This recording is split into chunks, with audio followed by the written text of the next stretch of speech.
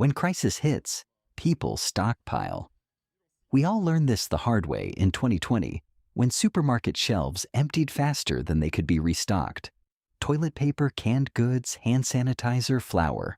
The list of panic-bought items seemed endless and occasionally absurd. But while most of us were hoarding pasta and disinfectant wipes, the Soviet Union spent decades stockpiling something far more unusual: hundreds of steam locomotives.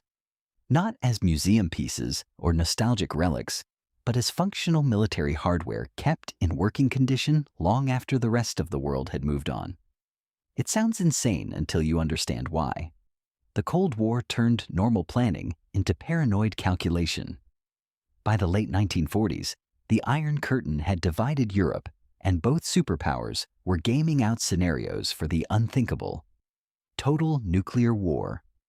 The Americans built fallout shelters and printed civil defense pamphlets. The Soviets took a different approach, one that focused on keeping their massive country mobile even after the bombs fell.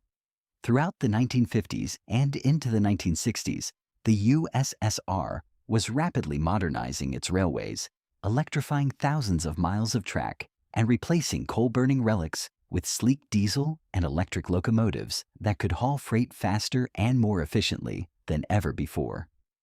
But sometime in the late 1960s, Soviet military strategists realized they'd created a catastrophic vulnerability. What happens when your entire transportation network depends on electricity and that power grid gets vaporized in the first minutes of World War III? High-altitude nuclear tests had revealed the terrifying effects of electromagnetic pulses, invisible waves that could fry electronics across entire regions. Electric locomotives would become 40-ton paperweights. Diesel engines needed fuel from refineries and pipelines that would be priority targets. The question became unavoidable. How do you move an entire nation when everything modern stops working? The answer the Soviets came up with was both brilliantly simple and utterly insane. Steam locomotives are purely mechanical marvels, masses of cast iron, steel plate, and brass fittings that require nothing but fire and water to function. No electrical components to fry, no computer chips to scramble, no dependence on a fragile power grid, just a firebox, a boiler, pistons, and wheels. The technology had survived since the 1800s precisely because it was nearly indestructible, an electromagnetic pulse that would disable every modern vehicle for hundreds of miles would pass right through a steam engine without effect. Even better, steam locomotives could burn almost anything. Coal was the preferred fuel, sure. But in a pinch, these engines could run on wood chopped from the endless Siberian forests, crude oil if the refineries were destroyed, peat harvested from bogs, even agricultural waste, or garbage if things got desperate enough. During both world wars, locomotives across Europe had run on whatever fuel could be scrounged when supply lines collapsed. Diesel engines and electric motors had no such flexibility. Feed them the wrong fuel, and they were just expensive scrap metal. The obvious counter-arguments were hard to ignore. Steam locomotives needed constant maintenance, guzzled fuel inefficiently, required larger crews, and ran slower than modern alternatives. But in a nuclear apocalypse scenario, efficiency wouldn't matter. Moving supplies at 30 miles per hour beats not moving them at all. A railway system running on steam power beats having no railway system whatsoever. Sometime in the late 1960s, the decision was made at the highest levels of Soviet government. Instead of scrapping retired steam locomotives, preserve them. Create a strategic reserve of apocalypse engines, not just a handful for show, but hundreds distributed across the entire USSR. This wasn't a contingency plan. It was a parallel railway system waiting in the wings. But having a plan and executing it are two very different things. What the USSR did next was remarkable. Across 11 time zones, locomotives were collected from every corner of the Soviet Empire: Russian engines, Ukrainian engines, Georgian and Kazakh and Uzbek engines, all gathered for the reserve fleet. Some were pulled from scrapyards, literally days before the cutting torches would have reduced them to scrap metal. Others came from museums and tourist railways. The variety was staggering. Hulking FD-class freight haulers from the 1930s, sleek P-36 passenger locomotives from the 1950s, workhorse L-class engines that had pulled trains through the Great Patriotic War. Each type had different strengths, suited for different tasks when doomsday arrived.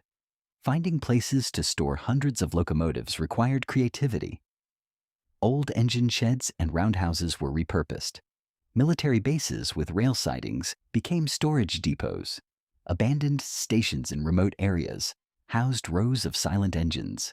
Some were hidden, in plain sight, at operational railway facilities where they blended in with active equipment. But these weren't simply parked and forgotten. Water was drained from boilers to prevent freezing and corrosion. Moving parts were coated with thick preservative grease. Tarpaulins and makeshift shelters protected them from rain and snow. The locomotives were spread geographically across the entire Soviet Union to ensure every region would have backup engines within reach when needed. The most surprising part was the maintenance program. Engineers were assigned to check on the stored locomotives every few months. Periodically, fires were lit and steam raised to keep components from seizing. Worn parts were fabricated in workshops and installed during inspections. Training programs taught younger engineers skills the rest of the world was abandoning. Through the 1970s and 1980s, while Western countries were scrapping their last steam engines, the USSR was actively maintaining a fleet of 400 to 500 operational locomotives in reserve. These engines sat ready for decades, through every crisis, every close call. In October 1962, during the Cuban Missile Crisis, the reserve fleet went on standby as the world teetered on the brink. Engineers fueled locomotives and briefed crews while Kennedy and Khrushchev faced off over nuclear missiles 90 miles from Florida. When the crisis passed, the engines were stood down. In 1973, during the Yom Kippur War, Soviet forces went on high alert, and once again, the steam locomotives were prepared. The 1983 Able Archer exercise, a NATO war game the Soviets mistook for genuine preparation for attack, brought another round of readiness checks. Each time tensions peaked, men in railway yards across the USSR prepared machines for a war they prayed would never come. Each time the crisis passed, they returned to their quiet maintenance routines, the psychological weight of their role never quite lifting. The engineers who worked in the program took strange pride in their anachronistic mission. They joked darkly about being the Soviet Union's insurance policy, about keeping 1930s technology alive in the 1980s while the rest of the world raced ahead with high-speed trains and computerized systems. Training the next generation meant teaching skills that were obsolete everywhere else on Earth. The international rail community occasionally heard rumors about Soviet steam locomotive reserves, but dismissed them as Cold War paranoia or exaggeration. The scale remained secret. Meanwhile, the irony deepened. Japan launched bullet trains. France developed the TGV. The USSR's own railway modernization continued, with powerful new electric locomotives that were among the best in the world. Two parallel realities existed: gleaming modern trains showcased to the world, and in shadowy sidings and sheds, Depression-era technology kept meticulously maintained. Through the 1980s, the program continued even as glasnost and perestroika brought unprecedented openness.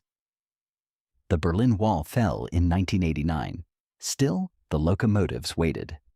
And then, in 1991, everything changed. December 1991 brought the end of the Soviet Union. The hammer and sickle was lowered for the last time, and the Cold War officially ended not with nuclear fire, but with bureaucratic dissolution. 15 new nations emerged from the wreckage, each inheriting fragments of the old empire, including pieces of the reserve locomotive fleet. Suddenly, the apocalypse engines had no purpose. Funding evaporated overnight.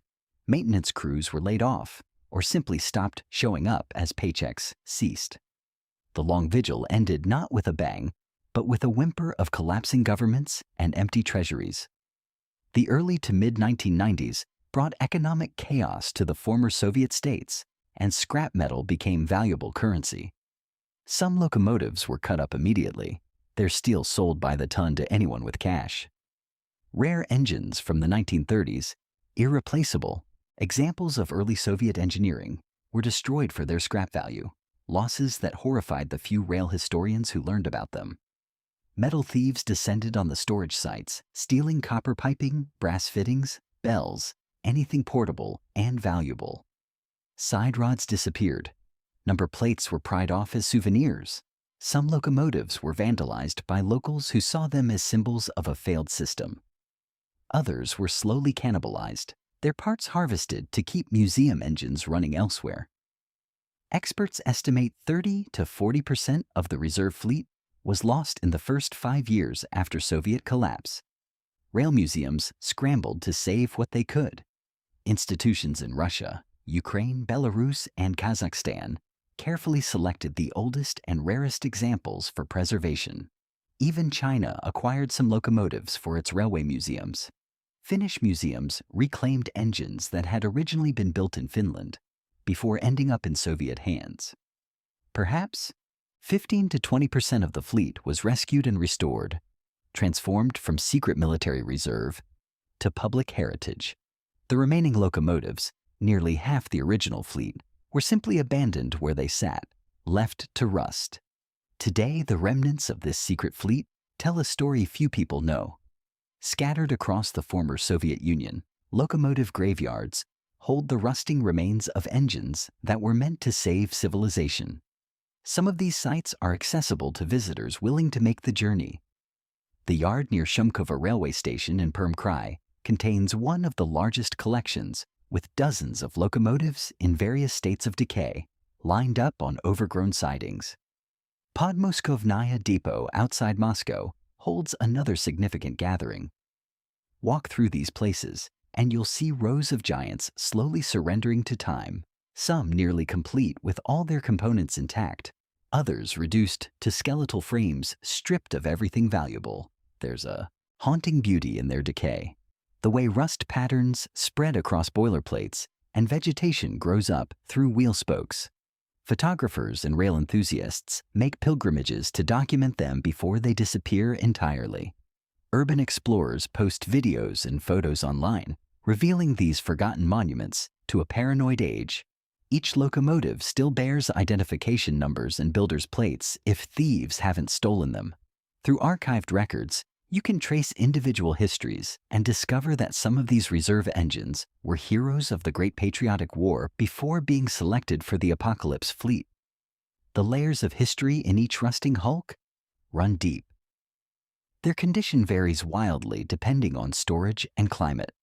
Locomotives kept under cover in dry regions have survived relatively intact. Those left in the open and humid areas have rotted through, their boilers perforated by corrosion, their frames twisted and collapsing.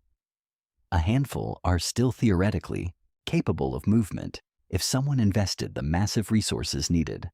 Most will never turn a wheel again. Economics have sealed their fate. The cost of restoration far exceeds what most organizations can justify spending on historical preservation. What does this program tell us about Cold War thinking? It reveals the paranoia, certainly, but also the thoroughness with which both superpowers prepared for the worst. It makes you wonder what other backup systems were maintained in secret. What other obsolete technologies were kept alive just in case? The Soviet approach prioritized redundancy and resilience above all else, accepting inefficiency as the price of survival. There's a lesson here that remains relevant. Modern infrastructure is increasingly dependent on complex systems. Electronics, computer networks, satellite communications, cyber attacks, solar storms, and cascading failures could cripple nations that have abandoned simpler backup systems. Could our societies function without electronics? The steam locomotives pose an uncomfortable question about whether progress has made us more vulnerable than we realize. In the end, These locomotives are monuments not to Soviet engineering, but to the Cold War itself. They represent decades of tension between progress and survival, the fear that drove nations to prepare for the unthinkable. Their greatest achievement was never being needed. Let's be grateful that these apocalypse engines rusted away in peace, rather than thundering through a nuclear wasteland. Subscribe for more forgotten Cold War stories. I'd love to hear your thoughts. Please leave a comment below and give this video a like if you enjoyed it. See you on the next one.